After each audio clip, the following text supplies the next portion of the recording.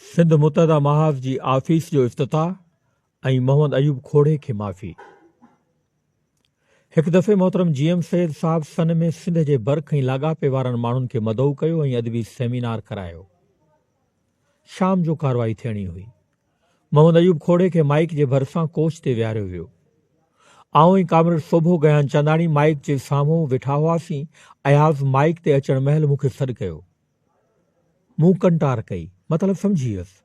Comrade सोभे मूंखे चयो, अयाज़ तोखे सॾे थो। मूं वराणियोमांसि, कामरेड वरी हुन ठाहिण में सिर्फ़ु मोहम्मद अयूब जवाबदार आहे ऐं बाक़ी 99% सूबाई मेंबर मरी विया हुआ। पंहिंजी इज़त ऐं गैरत विकिणी छॾी हुयाऊं। खेनि सिंध जी सालमियत लाइ ज़मीर मरामत नथे कई।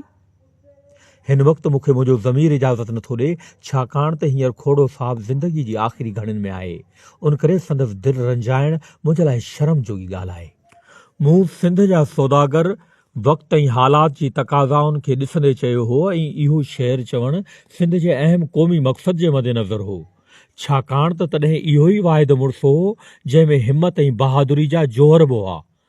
ईअं चई मूं रबानी खे चयो त मुंहिंजी तबियत ख़राबु आहे। ओॾी महिल हू कार में खणी हैदराबाद घर छॾे आयो। कुझु अर्सो अॻु जॾहिं आउं सिंध मुतहदा महाज़ में बहसियत आफिस सेक्रेटरी हुउसि, मूंसां कार में आगा ग़ुलाम नबी ख़ान गॾु हो। वरी उन खां पोइ कंहिं विज़ारत ते फ़ाइज़ हो ऐं हैदराबाद में मुस्तक़िल तौरु रहंदो हो। तॾहिं असां ॿई हिकु न ॿी राति हैदराबाद खां सैयद साहब वटि सन वेंदा हुआसीं। आगा साहब मूंखे ॿुधायो त जंहिं राति जनरल अयूब पाकिस्तान में मार्शल लॉ लागू कयो, उन राति वज़ीर आला मोहम्मद अयूब खोड़ो बेगा वक़्तु कार में चढ़ी अब्दुल सत्तार पीरवादे वटि वियो ऐं खेसि चयो हुयाईं, तूं ताउन कर त आउं जनरल अयूब खे गिरफ़्तार करियां। हुन को बि साथ कोन ॾिनो।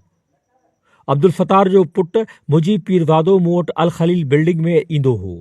हिकु दफ़े आगा ग़ुलाम नबी ख़ान मूंखे चयो, मुजीब खां पुछ त तुंहिंजे पीउ उन राति खोड़े सां कहिड़ो ताउन कयो हो।